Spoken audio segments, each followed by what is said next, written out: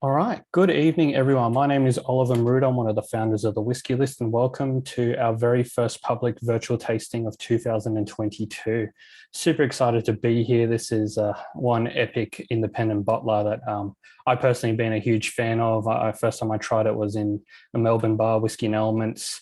I've been then hunting them through auctions or 3 a.m. releases off their website, and got tired of paying the crazy excise and duties and shipping they charge to Australia. So we hit them up and we said, hey, do you have an importer, a distributor here? And they said no. And I said, would you be interested in doing it? And they said, hell yeah. So fast forward many, many months. And here we are today to the very first allocation. It's a small allocation, but there's quite a lot of good whiskey on pour tonight. So Emma's just posted the tasting order. So if you want to get started, we've got a small presentation as well to chat through. Have plenty of drinking water. These are all high sort of ABV whiskies that don't drink and drive.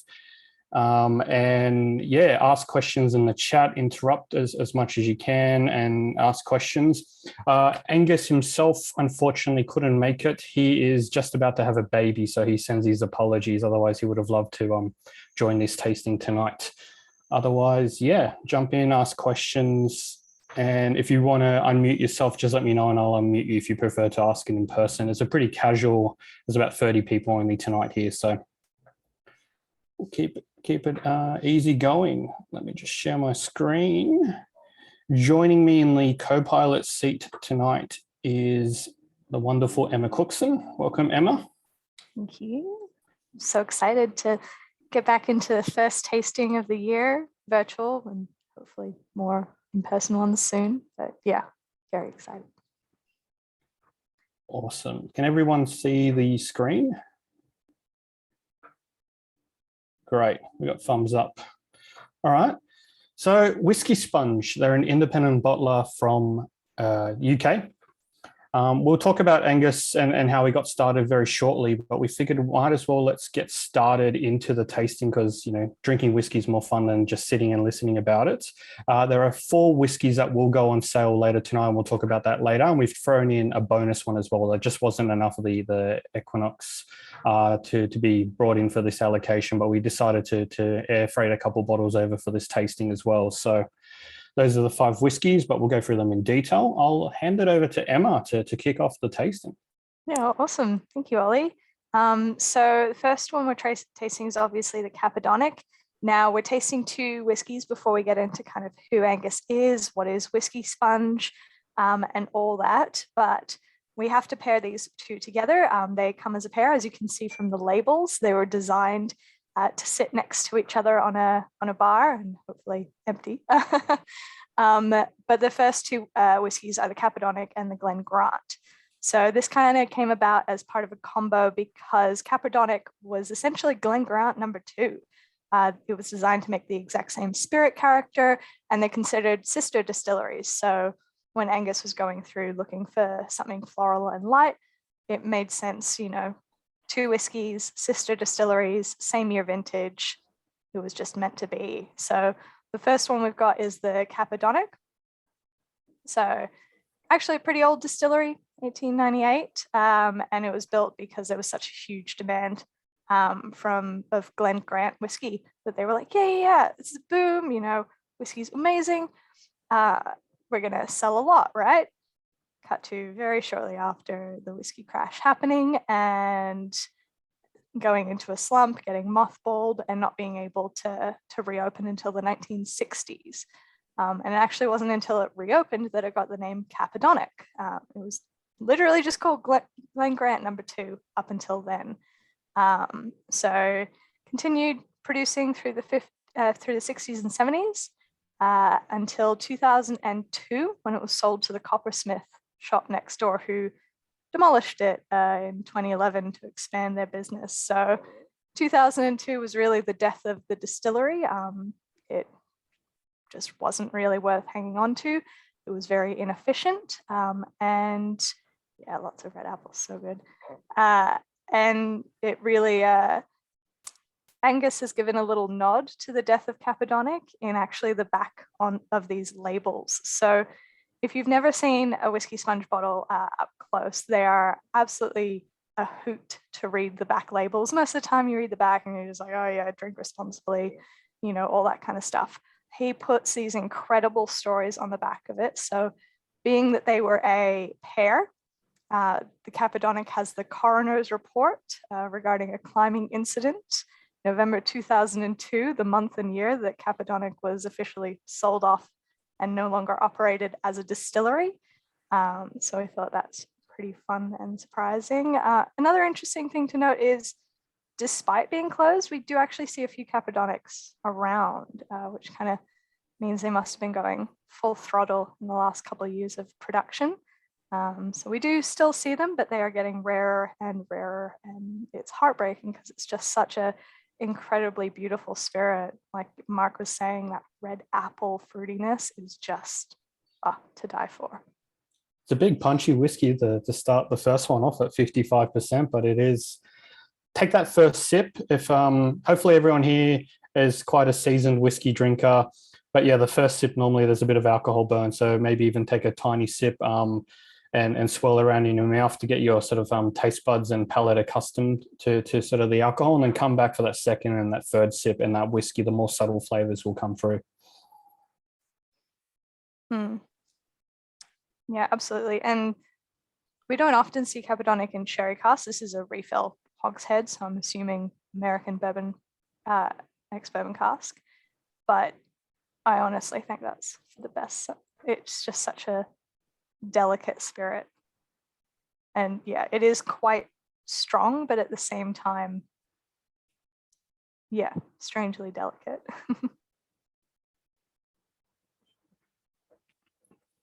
What are people getting at home? What flavor notes? Let us know in the chat. I agree, the red apple on the nose is coming through. It's got a big bourbon cask influence.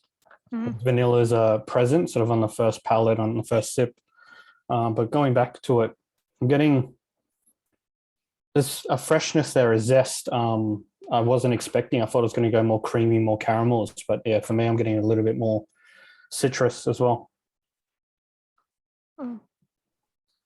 Yeah, I always get like a soft kind of lemon meringue, you know, when you get that big mouthful of the meringue and then that slight bit of lemon tart or pie at the bottom, so that it's super softened. Yeah. Ben writes Alan strawberries and cream lollies. Yeah. Yes. Simon, real waxy fruit character and definitely some zestiness. Nice. Yeah, you can imagine this gave Craigellachie a run for its money back when it was still producing. Do we know why the distillery shut down? It just was inefficient. Glen Grant was a very recognizable name. So Glen Grant was actually one of the first to export to other countries. You could actually get a bottle of Glen Grant whiskey in Australia like just after Federation. That's how early they started exporting. So Glen Grant had the name recognition and Caperdonich didn't. It was sold eventually to a few different owners, and they just decided, essentially Pernod Ricard put the nail in the coffin, and they were like, nah, just sell it. We're not interested. Like, it's not worth hanging on to, tragically, but I'm sure they're kicking themselves now. But yeah, just one of those distilleries in the early 2000s that was not financially viable for a new owner. Yeah, makes sense. Leo writes, mild vanillas on the nose, soft and sweet on the palate, despite the obvious higher BV. Yeah, I agree. Yeah. Something, because these are all decent sized samples. We wish we could obviously pour more, but some people like to drink it immediately. Other people like to leave a little bit in the glass and come back to it at the end. So it's up to you. I like the second option there in terms of I leave a little bit, always come back. And because these are, yeah, we're going to compare it with the next whiskey in a second, the sister distillery. So it's always good to even come back and compare the two, if not compare all five. So up to you if you want to leave some for later. But yeah, it's kind of what we recommend anyways for this tasting. Should we jump on number 2? Yeah, jump on number 2. All right, so this is ex-bourbon cask as well, the Glen Grant 1995. We've added the little excerpt from the back of the label to this one as well. This is the police statement rather than the coroner's investigation. Very, very fun stuff. But yeah, Glen Grant, relatively old distillery, 1839. It was actually one of the few distilleries that was named for a founder and not for a location. So something like Craigellachie that we're going to see later was named for the village of Craigellachie, but this is named after the Grant brothers, so John and James Grant. They decided they wanted to be big scale whiskey producers, and they very quickly realized that the small little town that they're in needed transportation in order to get barley in and whiskey out. And conveniently, one of the brothers, James, became the town's mayor. So he helped make that happen. And that kind of really kickstarted the whole, big expansive push for Glen Grant into the market. I mean, even today, you go to your bottle shop and you see Glen Grant. It's just one of those things that's on almost every shelf, and your eye just completely looks over it, because it's just a staple that you're not necessarily reaching for. And some of the core range stuff can be pretty cool, but independently bottled Glen Grant is just magical. Kiwi fruit. Ooh.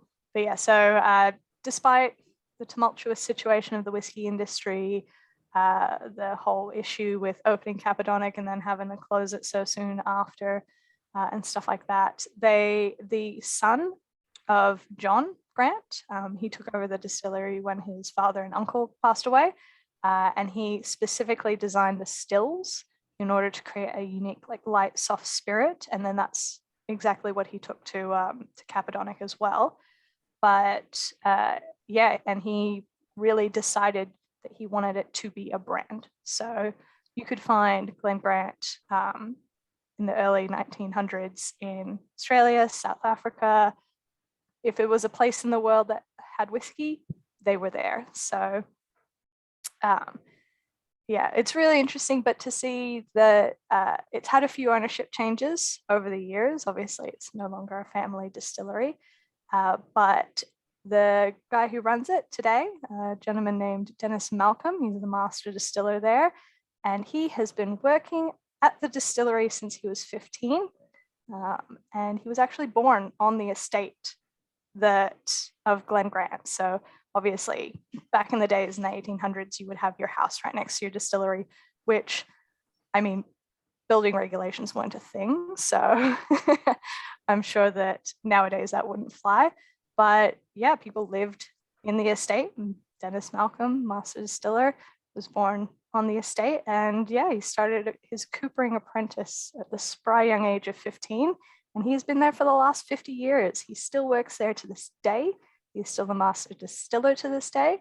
And I think that that's a little bit of what gives Glen Grant such a great quality, no matter if it's independently bottled or originally bottled, is that you're getting that consistency, because the guy who made it 10 years ago is the same guy who made it 20 years ago and 30 years ago, and maybe 40. He was probably not making it at 15 years old, but that consistency of quality and that consistency of flavor profile has really carried through all the decades that he's been there. So it's definitely one of my favorite distilleries to find in indie bottlings, and this is just a great example of it, I think.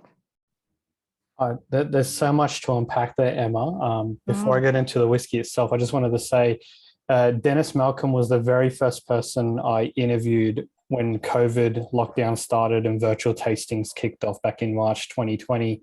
Him and one of the distillers from Jack Daniels at the same time. So yeah, he's a 60-year-old guy who never did a Zoom. It was his first Zoom tasting as well, first on that. So it was a bit of a blessing, because we were all kind of fumbling about and trying to figure out how it works. But it was such a fun tasting. The guy, so much knowledge, the nose on him, amazing as well. But the fact what you just highlighted, he remembers so many casks. He remembers the events, whether it was different global conflicts at the time, or barley shortages, or droughts, or too much rainfall. He can kind of explain, when you unpack a particular cask, or why it may have that, or whichever part of the bond store it's sitting at, it had mildew or some sort of yeah, too much humidity or something like that. But the first thing I noticed is it's a 26-year-old whiskey and it's 50% and it packs a punch. It's massive. All the other Glen Grants I've had around this age are like 40, 43%, 45 most. So this, I've never had a Glen Grant single cask of this age, of this high ABV, which I'm loving personally. It's awesome.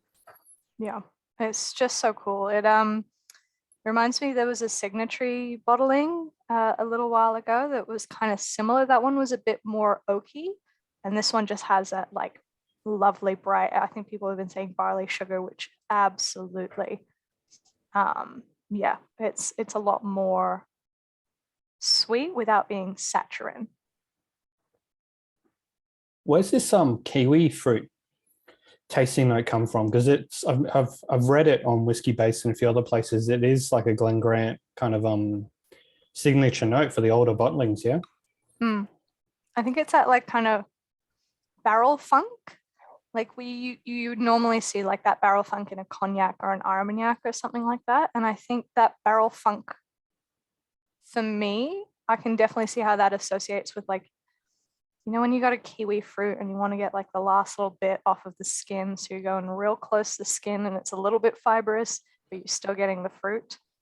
It's a very long explanation of what I mean. But yeah, the kiwi fruit's definitely a cool note. And yeah, that cask funk. I have another Glen Grant to sort of go off base the can more, and it's all candied lollies, but this isn't as intense. Just to compare it with, it's similar aged, but yeah, I don't know if it's the higher ABV or just maybe the cask itself, but it's not as sweet as the other one I've tried recently, which I actually prefer it. For old whiskey's too sweet, it's, you know, might as well go for a fortified wine or something. Yeah, and Glen Grant is one of those whiskies. For me, it's Glen Grant and Glenlossie. The older they are, the prettier they are. Like Glenlossie is one of those whiskies that just gets more pretty and more delicate, and it doesn't firm up or you know, take on this harshness as it gets older. So like for me, Glen Grant and Glenlossie, like if it's over 20 years old, I'm keen. If it's under 20, we'll see. Out of the first two, because these are sister distilleries, hands up or thumbs up if it's the first one, the Caperdonich, you prefer. And then hands up if you prefer the Glen Grant. Okay, I think the Grant 60-40 at this stage by camera hands up. But yeah, I think I prefer the Grant. I don't know. I'm going to come back to it. At the moment, maybe it's just the first one, the ABV was a little bit too hot, warming up the palate, but I'll definitely come back to it, and it may have changed my mind. Got a good question from Mark. Do I know if the stills were the same shape for Caperdonich and Glen Grant? Yes, I believe that they were the same shape, but Caperdonich was built literally across the road from Glen Grant. And something as simple as across the road, if you use different building materials, if you know, depending on the shape or size or location of your warehouse and stuff like that, those tiny nuances can really change the flavor of a spirit. So, and just tasting them, you can see how similar they are, but they're not the same spirit. They're not the same whiskey. So, yeah, it's one of those interesting things. It was designed to essentially be a replica of Glen Grant, and that was kind of that was kind of an issue as well for the distilleries, was that they weren't identical, and so, you know, kind of defeats the purpose of having a second distillery if you can't even reproduce the same spirit. So it definitely made things a bit tricky for them. Hey Simon. Yes. Can you explain this whiskey pipe business? Look, I only know a little bit about this due to some boutique Caperdonich bottlings we've done, and on our label we actually reference the whiskey pipes. Apparently, up until the 1980s, there was a pipe that connected the two distilleries. So a lot of the filling would actually be done at Glen Grant, and they'd siphon across the whiskey from Caperdonich to Glen Grant. They do all the filling over there. It was for some tax dodging purpose. But there were, in our on the boutique label, we try and show people actually doing a caper by trying to steal whiskey from the whiskey pipe. So it's people doing a caper at Caperdonich trying to steal the whiskey. But yeah, it's just a fun little fact about Caperdonich that it was, a lot of it was filled at Glen Grant. So they're meant to be identical, but they're clearly not. That's what's so fun about them, I reckon. Yeah, and that's the crazy thing. Like, despite being alcohol, which is a relatively stable liquid, like even transporting it through pipes could have changed it. Like, you don't, you're cleaning out your still every few days, every week or whatever. How often are they cleaning out the pipes and stuff like that? What's the copper content of the pipes? And so you end up in this like rabbit hole of like, where is the difference? So yeah, it's really fascinating, and I'm real heartbroken that Caperdonich is no more. But it's good to be able to try the spirit while we still can. For those who don't know Simon is the national brand ambassador for Boutique Whiskey and the Darkness, and Aerolite Lindsay and a few others, no doubt. But full of knowledge. He's been in the whiskey world for many, many years. So that's why, when we got to do a boutique tasting soon, mate. Just to go a little bit off topic, but we'll go back to Sponge. I don't know if everyone can see my picture. That's the Glen Grant stills, and Dennis is telling me that they were the ones who invented or claimed to invent the purifier that they attached to the line arm, which is that giant weird thing there. I don't know that much about it, but I was going to ask Emma, maybe you know, or even Simon knows, did Caperdonich have similar purifiers, or was it simply Glen Grant setup? It would have been Caperdonich as well. So the purifiers, so from what I've heard, they were the first to install them, not necessarily invent them. And so I'm going to go with install because, claiming inventions is a bit of an iffy field. Every Scottish distillery is the first of something. Yeah. So it was John Grant's son who decided to start installing these purifiers onto the stills. And he was also the one who built Caperdonich. So I would assume, I haven't seen any photos recently of old Caperdonich stills, but I would assume he probably would have done the exact same because it was just meant to be a duplicate distillery. But yeah, I can't confirm, but I'm pretty sure they probably would have used it in order to get that similar flavor profile. Yeah, interesting. I've just gone back to the Caperdonich, and it's become super floral after the Glen Grant. Ross says, evening, Ross, mate. Apple turnover on the nose. I like that note. Yeah. Sorry, John. I'll try and get an image up on the screen a bit later of the stills. Otherwise, we can just Google Glen Grant stills. There'll be 1,000,001 photos of it. It's probably one of the most photographed whiskey distilleries in the world. Thank you, Simon, for that link.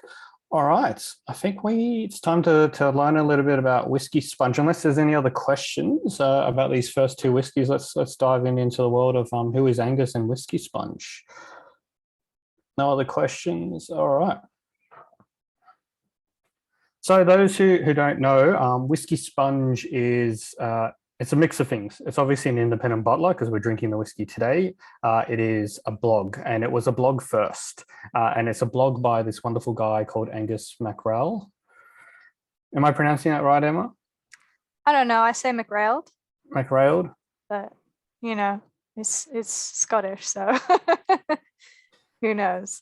So Angus is one of those whiskey anomalies who's never actually worked at a distillery, if that makes sense, but knows so much about the whiskey world purely because of his exposure in so many other facets. I believe he's done a little bit of whiskey touring.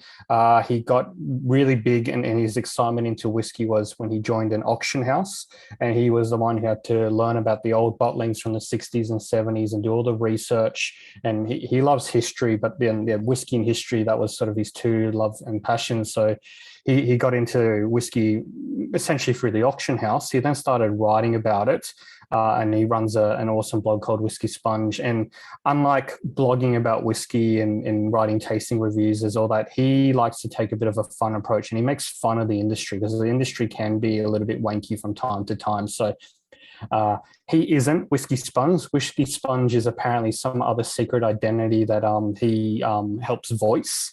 But yeah, he says one day the identity of the sponge will get released. In the meantime, it's a character that graces the labels of all his bottlings as well. So apart from running the auction house, which is still a big part of the Scotch Whisky Auction.com, and his business partner and him started Decadent Drinks, who is the business and the website behind Whisky Sponge.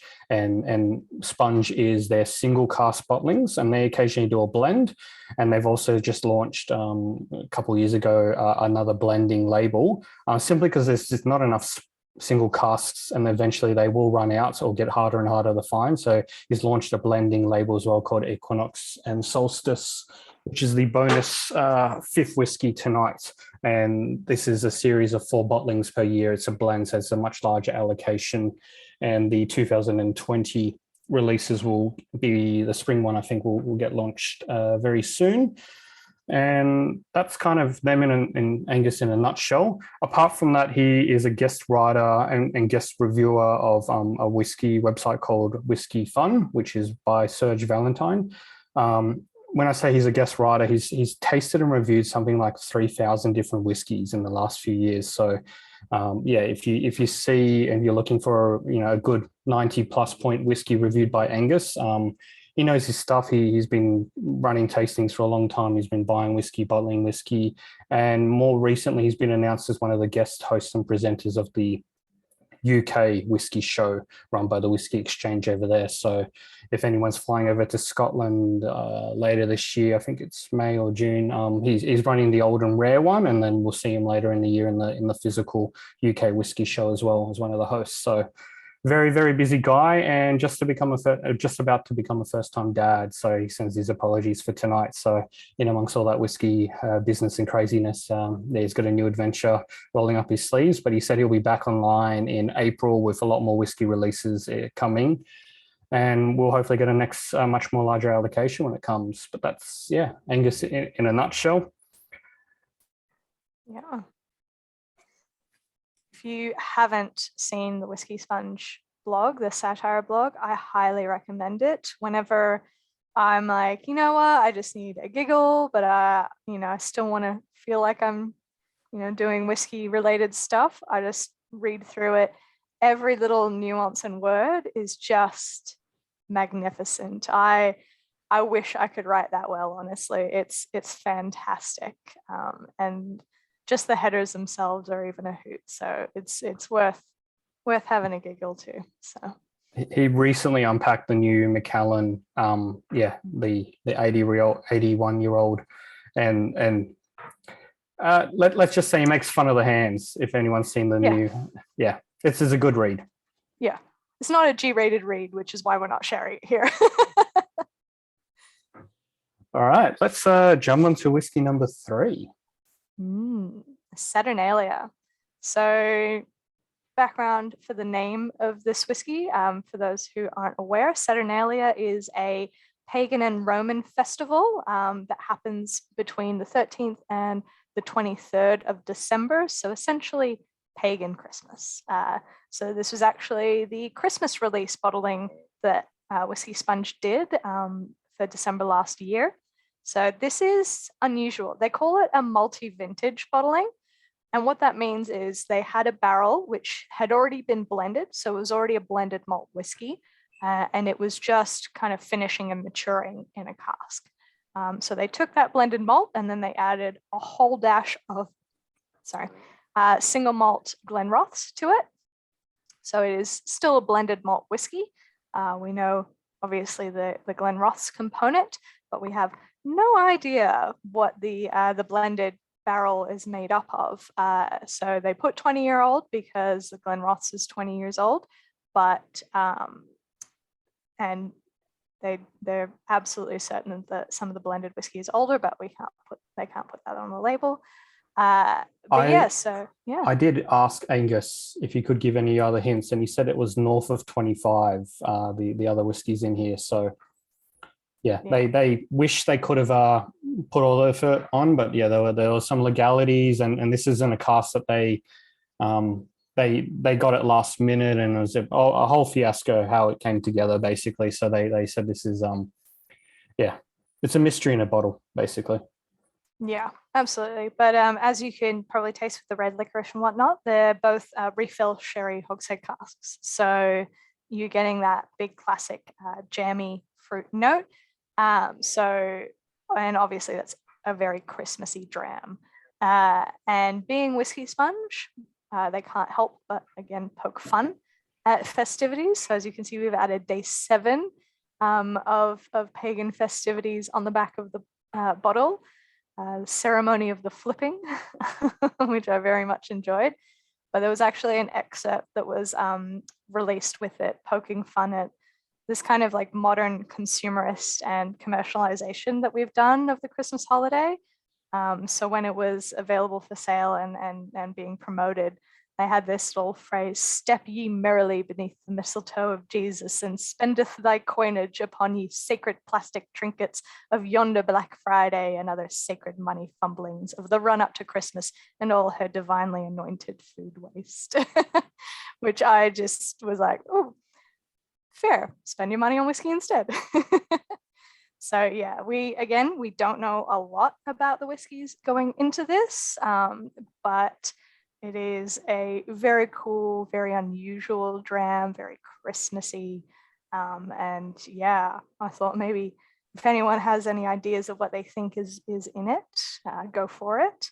I'd be very curious to see what your palates think. I like that you highlighted day 7. I'm just going to read out day 5. Completely out of context. Each day is ridiculous. On the back of the label, there's very small font, but I'll read out day 5. Masters and slaves exchange. Professor Jill Bumston, Lord Maxpillan, and Dickie Pattersponge serving highballs to industry plebs who never keep the quake. There you go. I think he's I don't know if he's having a dig or those are his favourites in the whiskey world. They obviously refer to different celebrities and distillers of different notable. And he said one of them features a rubber fish mask. I have no idea what that means or why it's on there, but it's on the back of the label, and that's just some of the craziness that Angus just puts together. I think that's part of my favourite part about Whiskey Sponge when I was first introduced to it, was like just the back of the label is just so engaging. I'm like, I want a bottle just for this alone. Like I saw one which maybe not appropriate to say what the tasting note was, but it included the word stroganoff. So, you know, it was very unusual and very interesting. And I find them so endearing just for that fact alone. And he has this great, I would almost say it's a love-hate relationship with Richard Patterson.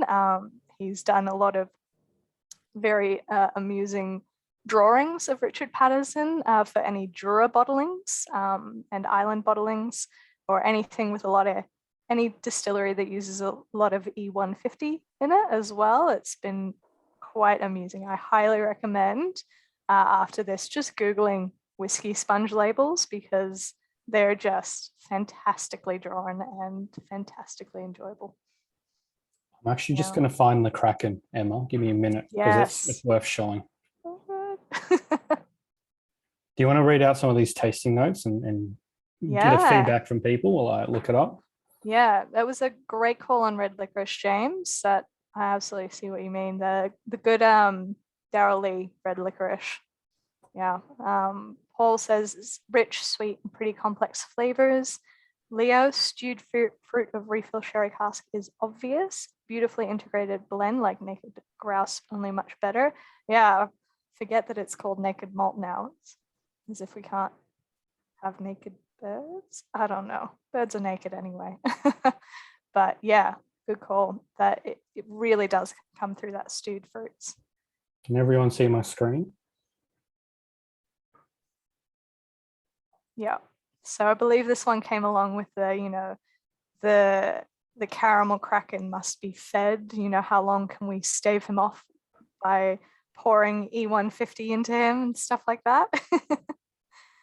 Complete nonsense. It is quite a pricey whiskey at £350, but it's a 27-year-old Jura, so good mix. And the casks, he usually will pillage from well-known independent bottlers. So in this case, it's warehouses of signatory vintage. So it's not just he's going and knocking on doors. He's got plenty of connections in the industry. So this is just one of their most recent releases. And they tend to release a new whiskey about once a month at the moment. So I've asked for an allocation of this. We'll see how much we get because I just love the label and I want this whiskey on my shelf because purely of this. I've never seen a label like this in whiskey before. It just captures your eyes. I think we're gonna, for me, it's like, you know, when you get a bottle of wine and you pick your wine based off of what the label looks like. I feel like Whiskey Sponge is that, but whiskey. It's, you know, what does the label look like? Sweet, I don't care. It's probably gonna taste good. I want to buy a bottle. But yeah, so good. So what else do we think of the Saturnalia? Any guesses on the mystery distilleries, mystery single malts in the blend? No. I've got no clue. I've been thinking about this nonstop. Could be Glen Rufus. They do play around with some of those casks as well, but that's a complete guess. It's got so much Glenrothes in it already. Like my brain is trying to sift through the Glenrothes to find the other single malts. I mean, it's got a bit of that Glentorka's strawberry thing to it, but maybe that's just me being like, oh, this reminds me of like delicious Glentorkas. Are we enjoying this whiskey? Thumbs up. Yeah, pretty good. A few thumbs up. Good to see.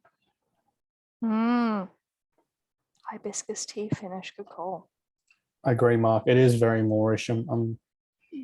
This is a tasting where we need like 2 or 3 hours just to sit on all of them because they are going to open up in 10 minutes time. If you go back to the first one, it'll be completely different whiskey and the same for all of them. So yeah, please do take the time to enjoy them. I believe that's a good call.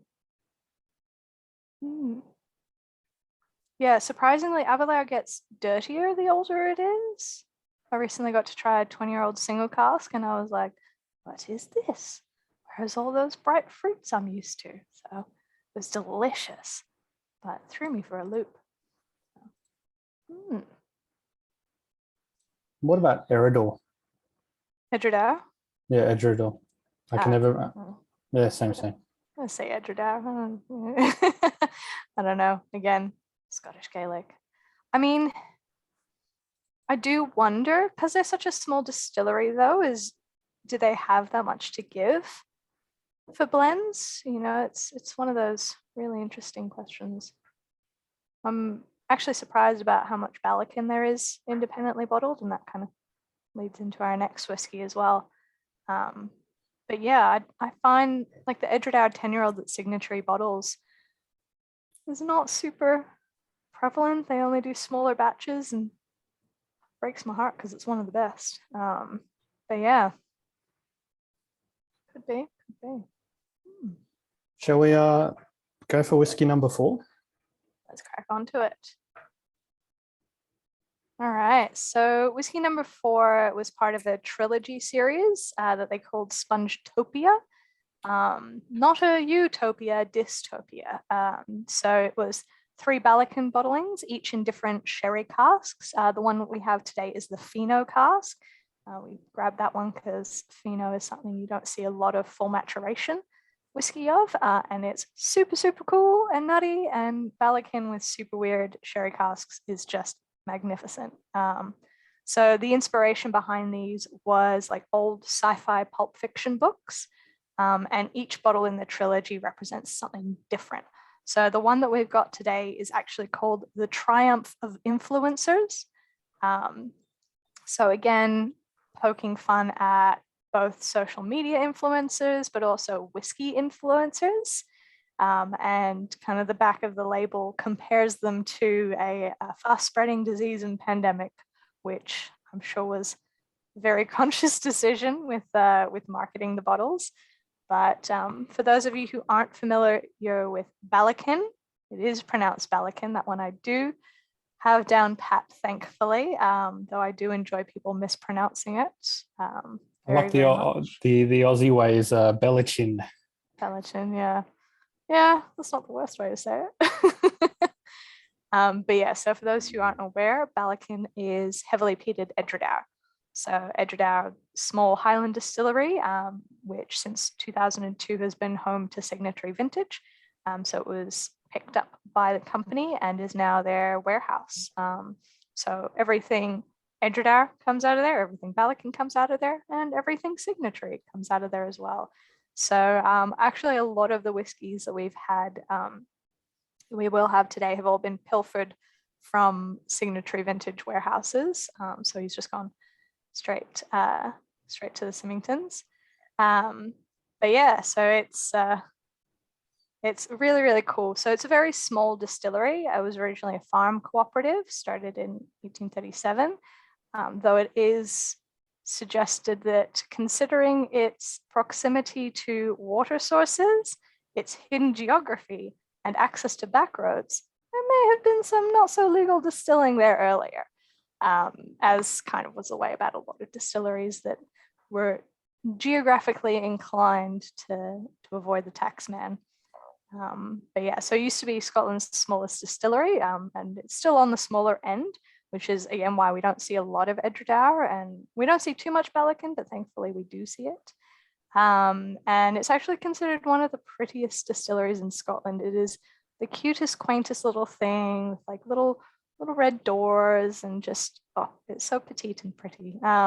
So yeah, not long after it was bought by Signatory Vintage Group, they started making the heavily peated. So they hadn't made it up until then, but now, since they took over, they started making Ballechin at the distillery, and it's got its own original bottling, but indie bottled Ballechin is just so cool.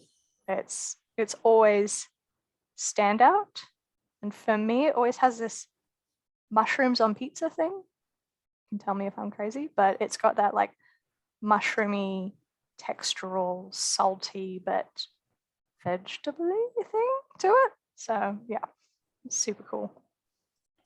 Just going to read out some of these amazing tasting notes. Going back to the previous whiskey, the Saturnalia, I can never pronounce that one. Saturnalia. That one. Thank you. Ross says the age makes itself apparent with leather, old books, a bit of Rancho, but sits in good balance with sherry. Makes it a bit brighter and sweeter. Great blend, very tasty. I'm very impressed with it. I wasn't. It might be my favorite. I haven't obviously tasted it in the last two, but just it's such complex. And the first two were interesting, but the third one that we just had as a blend, blended whiskeys don't get enough of a rap, I think, and sometimes get punished because it's a blend and it's not the cool thing to do is a single cask these days. But I'm very impressed with the blend, Ross. Completely agree. But some of these other tasting, Leo Language Alert says feckin' brilliant, mate. It's a 18+ show here, so go nuts if you want. This smells like a ski hut fireplace, Micro. I totally get that when you're like standing in your polyester snowsuit too close to the fireplace and you're just like, oh, maybe I should take a few steps back. I love it. It's a dirty old smell as well. I love it. It is. It's like, it's almost that, you know, those like pepper steak, you know, when you go to those like fantastic little Asian street food restaurants and they do those pepper steaks, which are just like spicy because they put like a kilo of pepper in it, but there's also that like chicken beefy stocky thing to it as well. Oh yes. Ballechin is probably one of my favorite Highland single malts. It's just always so interesting and textural and like completely defies expectations of what you would think a peated whiskey or even a Highland whiskey would taste like. I love Ben's comment for the sticky sweet pork belly on the nose. Absolutely. This is like a food pairing whiskey delight. Mm-hmm. They've gone to all these places and just bottled the flavor. I don't know how, but it's it's magnificent. You mentioned the original bottlings of those two distilleries that we're just tasting now, the Edredor and the Ballechin. Is that how you, Mhm. yeah. Craig from the Whiskey Company in Australia is the official importer of them. So if you can't get your hands on, we have very limited supply of all these bottles tonight, but you enjoy this distillery and this profile, then hit up the Whiskey Company. He does, I think, have a few left in stock. Yeah. Yeah, it's a distillery I think that's not highlighted or promoted enough. Just it slips under the radar here, but it's delicious and there's so much complexity.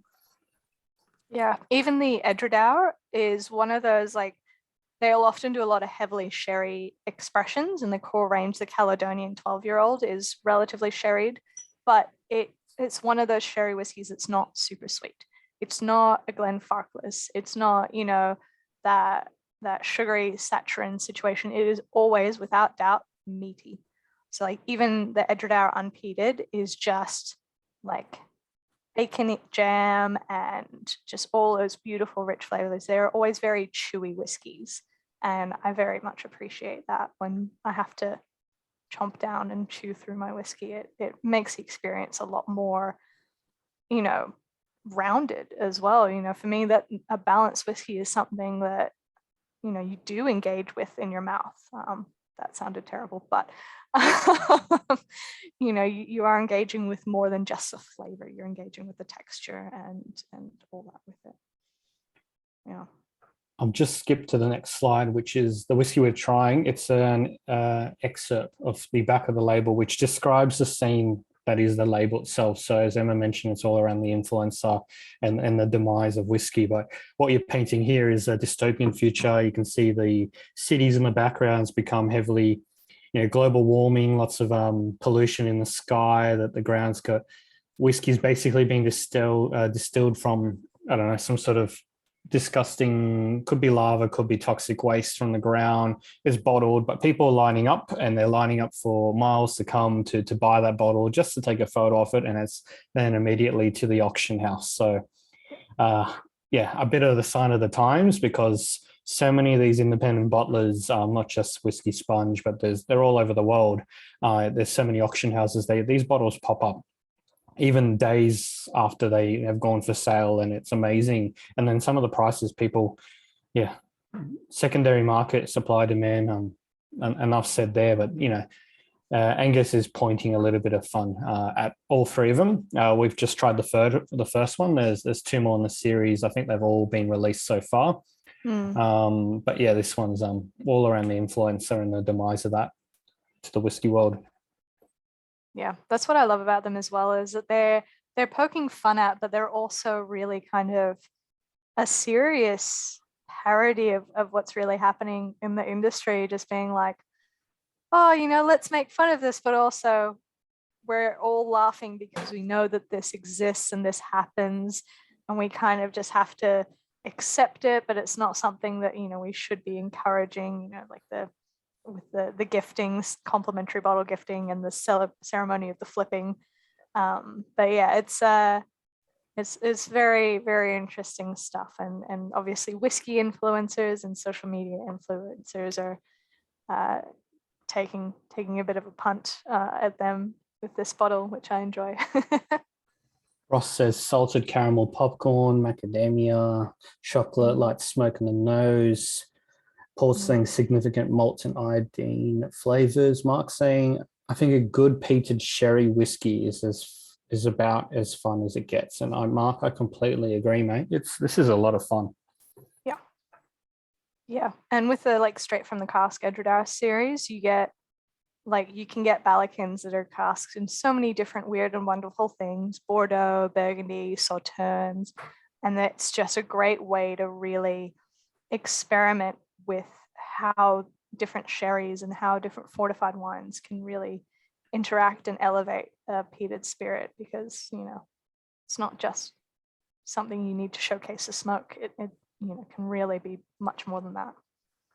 So two things I noticed. One, it's 17 years old, and the peat profile on this is quite strong. If you've ever had a 17 or a 20 or a 25-year-old Lefroy, the peat goes downhill very, very quickly. But this I don't know if it's because of the cask or something, but there's got quite a big peated profile. I'm not sure what the ppm is on this one. I don't know, Emma, if you know by chance. I think Ballechin typically does 35 to 40 ppm, so about standard and consistent with a lot of Islay distilleries. This is a refill Fino sherry cask, so it could just be that the cask is not super active and is really letting the smoke sing. But you know, it's one of those just magical casks that you come along every once in a while and you're like, oh, this worked out really well. Excellent. It's 55.5% ABV, and you're right, it's a refill Fino. I was expecting not as much Fino being refill, but this is full of flavor as well. I don't know if the smoke and the Fino just both enhanced and turned up the volume to make it work better, but yeah, well done. I'm going to be looking out for more refill Fino casks if they're like this. Yeah, especially Fino peated casks as well. There was like a Kilhoman one a while ago that was fantastic as well. Yeah. What else we got here? Ben says tastes like Gordon Ramsay barbecued a truck tire in a Thai restaurant, and I mean that as a positive. Love it. It's a great tasting. I know what you mean. I know what you mean. That like charred tamarind on truck tires. And James has highlighted his jump back on the Glen Grant. It's become extremely floral and slightly soapy as well. So interesting. Oh. All right, shall we jump onto the last whiskey? Yes, the extra special one.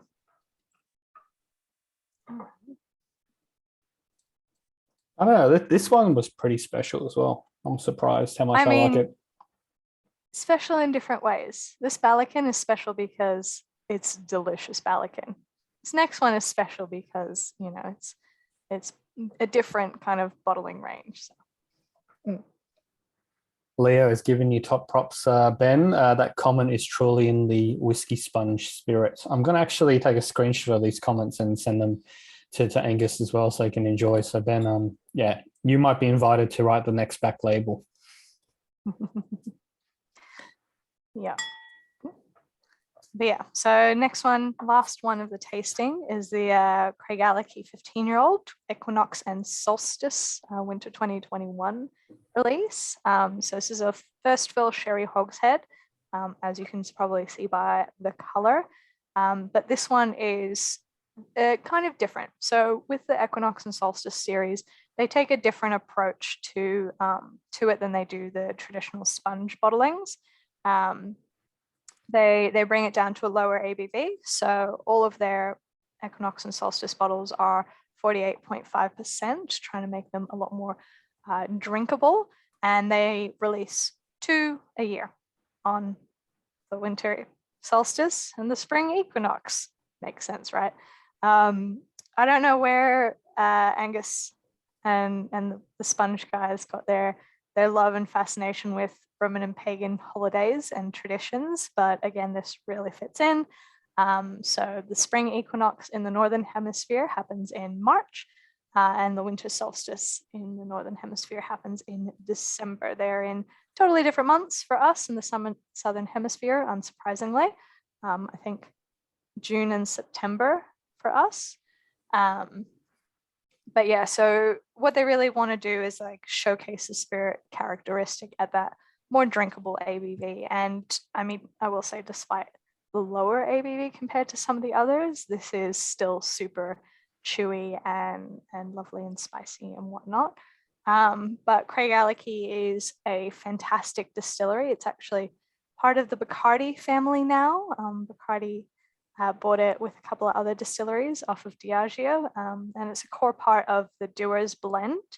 And it's one of the few sulfurous distilleries in Scotland. So when we talk about sulfur in whiskey, you know, typically you think, well, you don't want sulfur. Sulfur is poison and it's bad and it's toxic and it's not great. That's why we use copper, right? And yeah, like the sulfur that kind of comes from the chemical side of making whiskey is not great. But natural sulfur can be occurring in the barley. So it can be a compound that forms early in the whiskey distillation process, and it softens with age in the barrel. So, you know, and depending on the distillery, some distilleries don't like this characteristic and they actively have changed their distillation techniques to avoid it. But some embrace it, and Craigellachie is one of them. Apparently, if you walk into the distillery, it smells like beef stock and celery. So yeah, this is a great example of that sulfurous characteristic, but coming through in such like a really meaty, you know, stew, beef Maggi noodle MSG kind of way. But yeah, so, and Craigellachie, as well as another early popular distillery, because it had the advantage of being in the village of Craigellachie, which was the meeting point for the 4 different railways in Scotland. So it made getting their whiskey out to Edinburgh and Perth and Glasgow super convenient, and bringing barley in, and that's kind of what makes it a powerhouse distillery to this day as well. 48.5%. I think this is super smashable at this ABV. Yeah, it's just got this like it's so good. It's like Chinese 5 spice and Szechuan pork, and yeah, 2-minute noodle broth vibe. There's nothing wrong with, you know, some migarang and stuff like that. Sherry, spicy, and a hint of smoke. Great armchair drink. Paul, completely agree, mate. This is it's one to actually sit back on and enjoy, I think. Yeah, and we don't often see sherry class Craigellachies allowed to kind of come to this beefy extent unless they're in independent bottlings. You know, a lot of their original releases are much more focused on the bourbon qualities and those like funky fermented fruits. But that sherry cask vibe just really like, this is dinner. This is your dinner, your roast beef in a glass. And I love that. Sticky carpet at China Bar, Ben. Why are you licking the carpets at China Bar? Leo gets a bit of waxiness on the nose, which is unusual. We usually regard waxiness as part of the texture of the spirit. Now that you've mentioned it, I don't know if it's just confirmation bias, but I am getting that as well, which is super interesting. Is that like it's not that like beeswax that Clynelish had, it's like that candle wax, that candle dripping wax, I reckon. So I can totally smell that in the nose. But it's not waxy on the palate.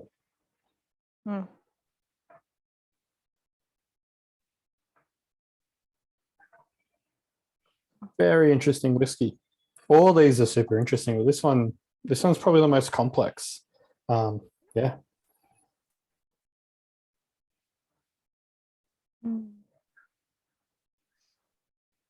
Simon says beef dripping candle at Bisteca in Sydney. That sounds like a place I have to go now.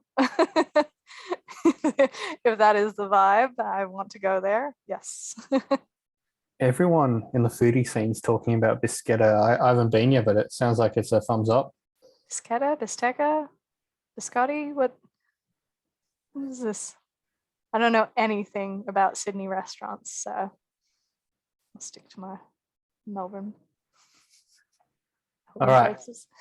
It's my favorite time of the night. I'm going to launch a quick poll to just get everyone's feedback. But before I do, any other questions about the Craigellachie?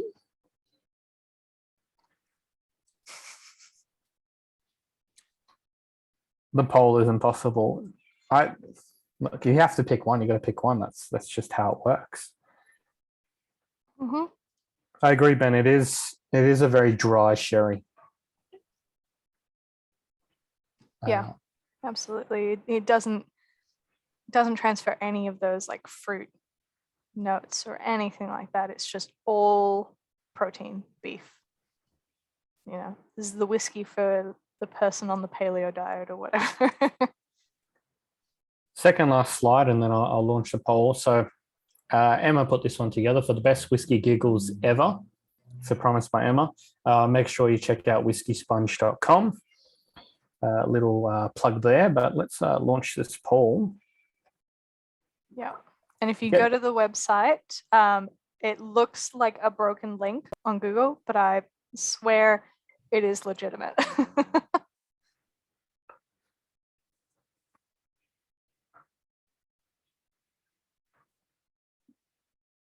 Can you see the results, Emma? Because I can. I'm not sure if everyone else can until I show them. I can see them. I can't vote for them, which is probably for the best. I don't think I could decide. Admin privileges. We are neck and neck. Anyone who hasn't voted yet, please do, because we need a tiebreaker. One was leading at the beginning, and then, yeah, a bunch of other votes came in. And all right, it's another tiebreaker. There's one person left. Come on.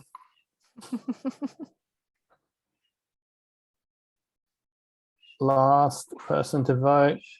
Closing it in 10 seconds, and then we can show the results because everyone's getting anxious. Drum roll.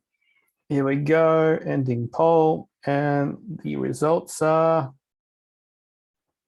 Ta-da! Ballechin. Misspelled Ballechin. That's all right. On purpose. It was the quickest poll set up. Yeah. Caperdonich. Yeah. What? I know. And you spelled Craigellachie correctly. Oh my God. It was rushed. I apologize, but nah. Look, it's good. The first whiskey rarely ever gets such a high vote in any of the virtual tastings we do. So total props to it and holding its own, against 4 other amazing whiskeys. But I tend to agree. I think the Ballechin is standout. It really is. Yeah. All right. Is there any other questions, feedback? If you want to unmute yourself, we're pretty much at the end of the tasting. Yes, I'm about to talk about buying the bottles, but I just wanted to round off the tasting component, and then we can chat about buying whiskey. Everyone's keen to snag a bottle by the looks of it. Any other questions? Has everyone left some in the glass and gone back to? Is there any that have caught you by surprise on the return trip? I just found that that Caperdonich just kept evolving. Both the Glen Grant and Caperdonich started to get a little bit more floral, but there's just a slight bitterness to the Caperdonich that I think means it just doesn't quite finish as appealing in the Glen Grant compared to the Caperdonich. The Ballechin and the Craigellachie were both awesome as well. The Craigellachie is like just super smashable. Like I didn't have to think too hard about that. That was instantly enjoyable. Good bottle to have on the bar at home for sure. Yeah. Yeah, I think that's the best part about the winter and the equinox and solstice bottles is that I think they really are designed to be that smashable. They'll last you 6 months until the next one gets released. Kind of drams. But yeah, it's really cool, really fantastic. Roasted Glen Grant. I no missed votes. No votes. votes For Glen Grant. Oh, poor Bubba. I think by itself at a Glen Grant tasting, it would shine, but it's just overshadowed. Yeah, so many other strong contenders. All right. Buying whiskey. So I mentioned it, super limited release. Basically, we've got a case of each of these 4. That's all they sent over, 6 bottles. So it's going to be a bit of a fight. We are going to limit it 1 per person. If there's any leftovers, basically you got first dibs. We're going to release it to the public tomorrow. I doubt many are going to be around tonight. What's going to happen is I'm just going to put the email together with the recording and the link to buy. So within the hour, there'll be an email in your inbox with a secret link to basically buy the bottles. And yeah, but when I say 1 per person, if you want to get 1 or you want to get all 4, you just can't double up, if that makes sense. So we're just going to make it up as easy as that is. Sorry for the background noise. A million galahs just flew past, like a million, like it's every day they come nesting in the area where I live. This is kind of our first allocations, as I mentioned. It's also the very first time we've introduced, I guess, Whisky Sponge. It has been available at a couple exclusive whiskey bars, Whiskey and Element and Elysium in the past. I don't know if it's been on pour anywhere else in Australia. They've kind of been bringing it in privately as well. But if the feedback from tonight is you enjoy it, you want more, then we can go back to Angus and the team in Scotland and put in a much more larger order. That way we can get more and more Whisky Sponge over, because it was a good mix of stuff. Got a question for prices. I do have that. Let me just pull them up and I can quickly tell you off the top of my head.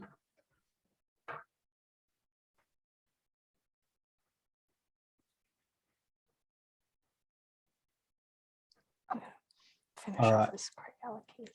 So I'm going to go not in the order of tasting, but in the order of edition. So the Ballechin is edition 36B. It's 17 years old and it's retailing for $329. These are all quite expensive whiskies.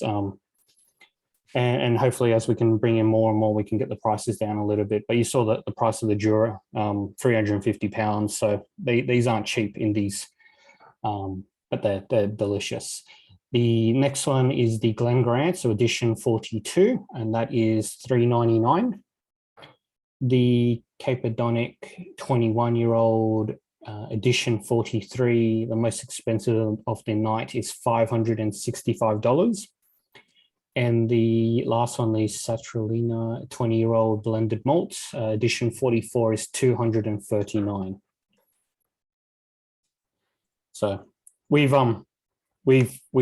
basically brought them in at cost price. Once shipping and everything, these are all air freighted in, just to kind of get a sense of the market here. And if we can get a much more larger allocation and feedback, Angus wants to start shipping it over by boat so we can get the prices down as well over time with some of our other Scottish imports that we're bringing in. So hopefully that answers a bunch of people's questions within the hour. Stay by your inboxes. We won't announce it to the public until probably 6 p.m. tomorrow. So if you, you have a bit of time to think about it. One per person. You can obviously get one of each of the line items, but we're limiting it right now for that. And thanks so much for everyone joining tonight. Our special guest presenter, Simon, cheers, mate, for chiming in. And the wonderful Emma, it's always been a pleasure, full of knowledge. Put me to shame, but make these tastings delicious. And thank you to all of you at home for the very first whiskey tasting of 2022 for the Whiskey List, as well as the very first, I think Whiskey and Element did one sponge tasting last year as well. So they did, I think in December. Yeah. But we looking forward to your feedback, and if everyone's enjoying it, that we definitely want to bring more in. Yes, tell Angus more sponge. Cool. If there's any other questions, if you want to unmute yourself and verbally ask as well, let us know. Otherwise, I'll call it a night. Thanks, everyone. Good. Cheers. Take care.